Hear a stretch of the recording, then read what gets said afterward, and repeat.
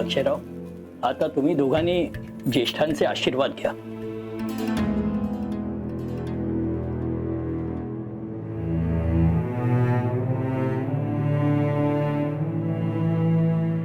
थांबा, आधी आपण अण्णांचा आशीर्वाद घेऊया, मग बाकीच्या नमस्कार करा.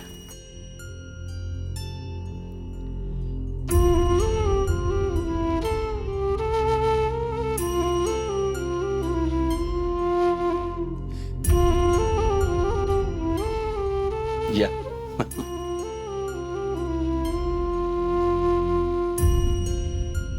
आयुष्यमान भव, सुखाने संसार करा. आता झालं गेलं सगळं विसरून जा, नव्याने सुरुवात करा. आता कोणतीही गोष्ट कोणापासूनही लपून राहिलेली नाही. पण आता पूजा संपन्न झालीये. आजपासून तुमच्या वैवाहिक जीवनाला सुरुवात होते.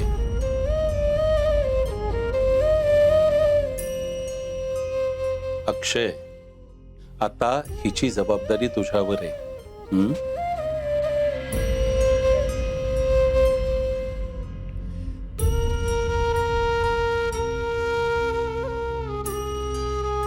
आमचे आशीर्वाद तुमच्या पाठीशी आहेतच. आता तुम्ही गृहस्थाश्रमात प्रवेश करीत आहात.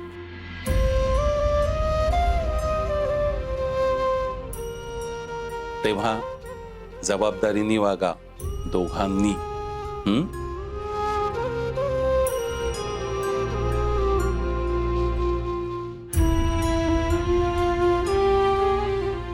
साधना, सगळं रीतसर होऊन द्या.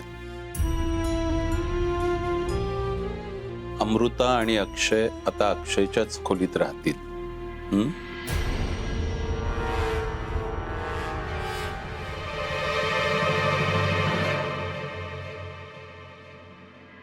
आणि प्रभुणींना फोन करा, त्यांना सांगा उद्या अमृता अक्षय सोबत 5 परतावण्यासाठी माहेरी येते.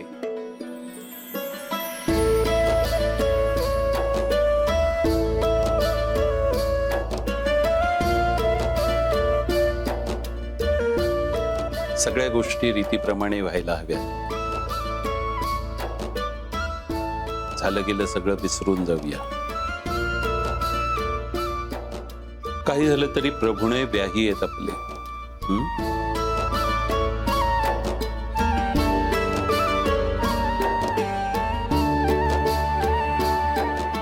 तुम्ही किंवा मृदुला त्यांना फोन करून कळवा.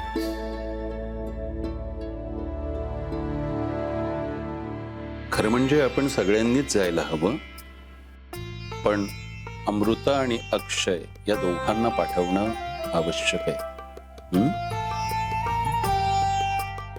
येतंय ना सगळं लक्षात?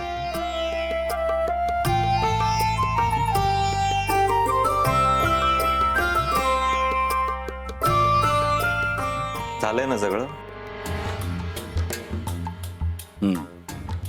येतो मी.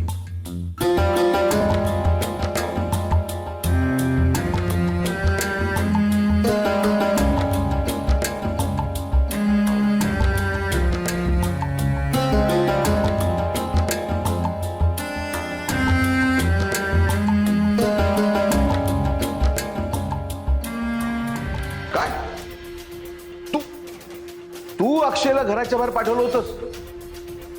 अगं पण त्याला सांगितलंस काय? म्हणजे त्याला कसं कळलं नाही की तू मुद्दामून त्याला घराच्या बाहेर पिटाळलंस ते? तुम्हाला ना खरंच काही कळत नाही. मी इतके उपवादविलाप करून त्याला घराच्या बाहेर पिटाळलं का? तर ती पूजा टळावी, ती पार पडू नये, तर त्याला पालखीत बसून घरी घेऊन आला तुम्ही. खरंच बाबा. सुद्धा त्याचा काय संबंध? अक्षय आणि अमृतला त्रास देऊन तुला कसा काय मिळणार अधिकार? इतकी वर्ष जे सांगते ना ते हेच तुमच्या काही लक्षात येत नाहीये. अहो, तुम्ही घाडग्यांचे ज्येष्ठ चिरंजीव आहात, पण म्हणून तुम्हाला काय वाटतं तुमची तशीच गादी देणार आहे तसं वाटतंय का तुम्हाला? त्या पेढीच्या चाव्या आणि घराच्या चाव्या आपल्याला सहजासहजी हातात मिळणार नाहीये. त्यासाठी डोकं लढवावं लागणार आहे आणि तेच करते मी. पण तुम्हाला काही फरकच पडत नाही त्याचा. केवढ्या केवढ्या मुश्किलीने त्या अक्षयला मी घराच्या बाहेर पिटाळलं होतं, त्या नकटीला मी बाथरूम मध्ये बंद केलं होतं आणि तुम्ही सगळं पण नाही सांगा. अक्षय आणि अमृता यांनी जर चुका करत राहिली हे दोघंही, तर त्यांनी काय होईल? माई आणि अण्णांना भयंकर त्रास होतो, मनस्ताप होतो. आता तो केवढा झाला, अण्णांना डायरेक्ट अटॅक आला. हो पण हो पण म्हणजे, आणि हॉस्पिटलमध्ये ऍडमिट असताना तिथे माईने माझ्यासाठी काय निरोप दिला होता? यापुढे वसुधा सगळी जबाबदारी आहे, हा तुम्हीच आणला होता ना हा निरोप. अगं हो पण हो पण काय, हो पण कमाल करता तुम्ही. अक्षय आणि अमृताच्या चुकांमध्ये एकदा का माई आणि अण्णा गुरफटले की त्यांचा या आपल्या घराकडे दुर्लक्ष होणार. मग सगळी सूत्र अशी आपोआप आपल्या हातात, म्हणजे माझ्या हातात येणार. म्हणून काय करायचं, तर त्या अमृताची सुईच्या टोकावर मावेल एवढी जरी छोटीशी चूक असली ना तरी भिंग घेऊन दाखवायची, केवढी मोठी चूक केली आहे तिने. आणि त्याचबरोबर अक्षयला सुद्धा चुकीच्या मार्गावर ढकलायचा. एकदा का त्यांच्या ह्या अक्षम्य चुकांमुळे अण्णा आणि माई हैराण झाली, त्यांच्या मनातनं त्यांच्या नजरेतनं अक्षय आणि अमृता उतरले ना, या अण्णांबरोबर माई सुद्धा ICU.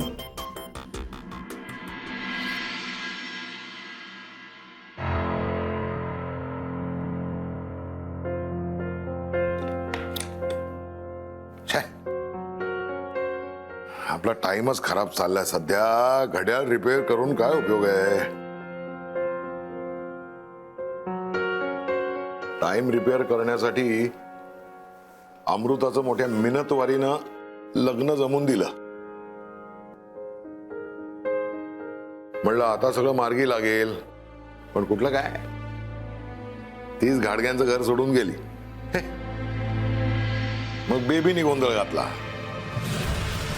सगळं वातावरणच बिघडवून टाकलं. तर त्या घाडग्यांच्याकडे जायचं म्हणजे 10 वेळा विचार करायला लागतो. एक मिनिट महत्वाचा आहे. घेणेकरी तर दबा धरून बसलेले चौबाजूला. फोनकडे तर बघायची सुद्धा भीती वाटते.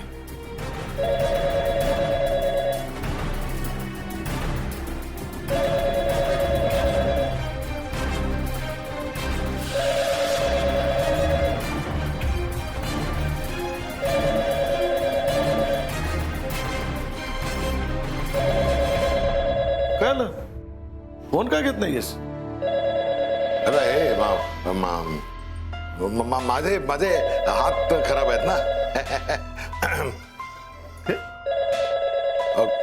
कोणी विचारलं तर सांग मी घरात नाही म्हणून सांग. दादा, अरे असं काय? हॅलो हॅलो, मी मृदुला खाडगे बोलतेय. नमस्कार नमस्कार. मी बाबा आय मीन निरंजन बोलतोय. नमस्कार. सॉरी यार, नाही म्हणजे अमृता इथून गेल्यापासून आम्ही साधा चौकशीचा फोन सुद्धा केला नाही. खरं सांगू का, धाडसच झालं नाही हो. अहो समजू शकते मी, आणि अमृताची काही काळजी करू नका, मी आहे तिच्या पाठीशी. छान हळूहळू रुळती आमच्या घरात ती. बरं, वसुधाताई आणि सांगितलं ना, मी आहे तिच्या पाठीशी, नका काळजी करू. बर आली. हा अमृताची आई आली. एक मिनिट देतो फोन. हो का? नमस्कार मृदुलाताई, कशा आहात? मी मस्त आहे. तुम्ही कशा आहात? आणि आमची अमृता? अमृता एकदम छान आहे, अगदी छान रुळती आमच्या घरात, काही काळजी करू नका. हो ना, आणि तुम्ही आहातच तिच्या पाठीशी. तुम्ही घ्याल तिला सांभाळू. माई कशा आहेत? माई पण बरे आहे. खरं म्हणजे आम्हाला भेटायला यायचं होतं अण्णांना हॉस्पिटलमध्ये, पण इतकं अवघडल्यासारखं झालं होतं ना, वाटलं आम्ही तिथे आलो आणि काही बाचाबाची झाली म्हणजे पंचायत झाली हो आमची. पण आता कसे आहेत ते, बरे आहेत ना? आणि तुम्हीच सांगा कधी येऊ आम्ही त्यांना भेटायला? अहो अण्णांना डिस्चार्जही मिळालाय, घरी आले आता अण्णा. अगं बाई, हो का? वा, बरं झालं. आणि हो, महत्वाचं म्हणजे आज घरात सत्यनारायणाची पूजा सुद्धा झालीये. म्हणजे घरातल्या घरातच केली आहे आम्ही, पण अण्णांनीच सांगितलं होतं की आजच्याच पूजा व्हायला हवी म्हणून. पूजा पण झाली? छान. आणि हो, फोन अशासाठी केला होता की उद्या मी अमृता आणि अक्षयला 5 परतवणीसाठी घरी पाठवते. अरे वा, खरं तर तुम्ही सगळ्यांनीच यायला हवं. खरं तर ना, आम्हीच यायला हवं तुमच्याकडे निमंत्रण करायला. नाही तसं नाही हो, कबूल आहे मला, पण तुम्हाला तर माहिती आहे ना आता घरातली परिस्थिती काय आहे ते. हो, आम्ही येऊ ना परत कधीतरी. चालेल. नाही म्हणजे असंच एकमेकांना सांभाळून आता आपण पुढे जायला हवं ना. ठीक आहे, मग उद्या पाठवते अक्षय आणि अमृताला. हा हो, आणि सगळ्यांना विचारलंय म्हणून सांगा. हा, हो हो, सांगते नक्की सांगते. भेटूया लवकरच. ठेवते. ओके. अहो, अमृता आणि अक्षयराव येत आहेत 5 परतवण्यासाठी उद्या. काय सांग? काय काय काय काय- काय झालं? भाऊजी, गाडग्यांकडनं फोन होता. अरे पण मला सांगायचं ना का मग? मला बोलायचं होतं त्यांच्याशी. कमाल करतोस दादा. मला म्हणालस की कुणाचा फोन आला तर सांग मी नाही आहे म्हणून. टाइमच खराब आहे. नाही हो भाऊजी, उलट गाडग्यांनी सांगितलं अण्णांना डिस्चार्ज मिळालाय, ते घरी आलेत. आज सत्यनारायणाची पूजा पण केली त्यांनी. काय सांगतेस काय? पूजा झाली आणि आपल्याला बोलवलं पण नाही. अहो, त्या म्हणाल्या घरातल्या घरातच केली. पण किती चांगली बातमी आहे. आणि उद्या आपली अमृता येते 5 परतवणीसाठी. वाईट कुठले दिवस, चांगले दिवस आहेत आता. हो, अगं खरं की काय? पण काय ग, ते दोघच येत आहेत? निरंजन, आत्ताच्या आत्ता फोन लाव आणि त्या घरच्या सगळ्यांना आग्रहाचं आमंत्रण करूया आपण. लाव फोन, लाव. हो, भाऊजी, मी म्हंटल तसं त्यांना, पण त्या म्हणाल्या की आत्ता काही जमणार नाही, अण्णा आलेत ना घरी म्हणून. बरोबर आहे. ही बेबी पण काय हरकत नाही. काय आहे, गाडग्यांसोबत आपला सुसंवाद सुरू होणं महत्वाचं नाही का? वा वा वा, छान. वा.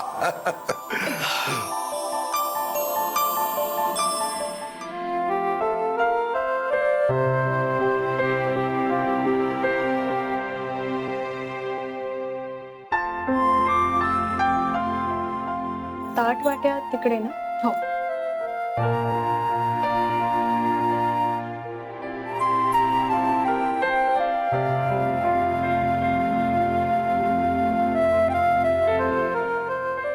हे काय, तुम्ही दोघीच दिसता इथे?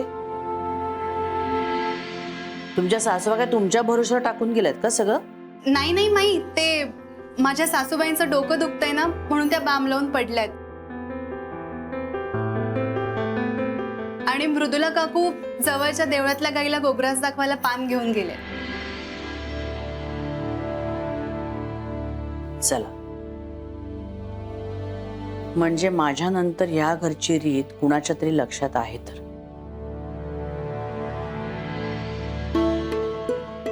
हरकत नाही. खरं तर हेच सांगायला मी तुला आले होते. आपल्या घरी सणवार, पूजा, समारंभ काही झालं ना की आपण केळीच्या पानावर जेवण वाढतो. आणि गाईला खाऊ घालतो. ही परंपरा आहे आपल्या घरची. हो माहितीये, मला माहिती. अगं मला माहिती नव्हतं.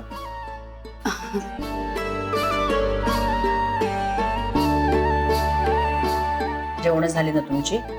हो माई, आम्ही जेवलो, पण अमृता जेवली नाही अजून. झालं तुझं पुन्हा सुरू? मला भूकच नाहीये, मला जेवायचंच नाहीये. हे असे प्रत्येकाच्या मूड प्रमाणे इकडचं चालणार नाही काही. कळलं ना? नाही तर दिवसभर ही जेवणाचीच उठाठेव चालू राहील. वेळेवरती जेवण खाण झालंच पाहिजे.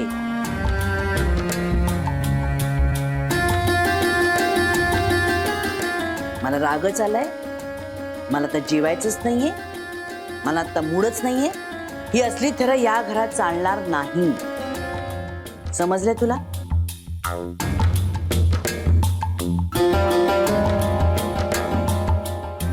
नाही नाही माई, तसं नाहीये. तुम्ही जेवला नाहीत ना अजून, म्हणून ती पण थांबली होती.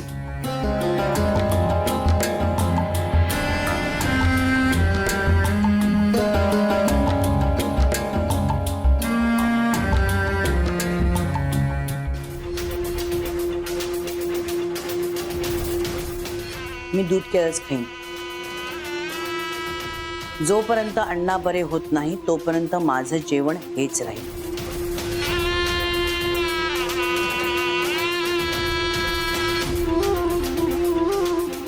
आणि माझ्यासाठी असा स्वतःला त्रास करून घेऊन काहीच साध्य होणार नाहीये तुला.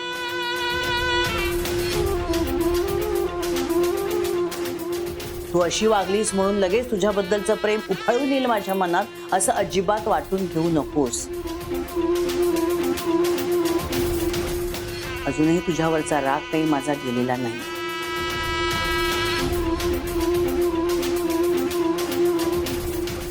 तिला जेवायला वाढ. जेवून घे.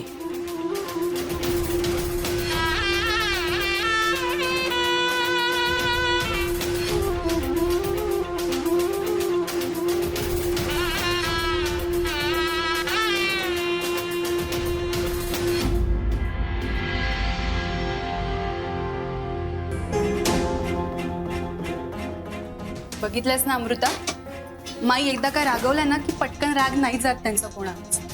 आणि तुझ्या बाबतीत तर त्यांनी जाहीरच सांगितलंय, त्यामुळे मला नाही वाटत की तुझ्यावरचा राग पटकन जाईल त्यांचा. तुला माहितीये, भाऊजी सुद्धा डिक्टो माईन सारखे हट्ट म्हणजे हट्ट.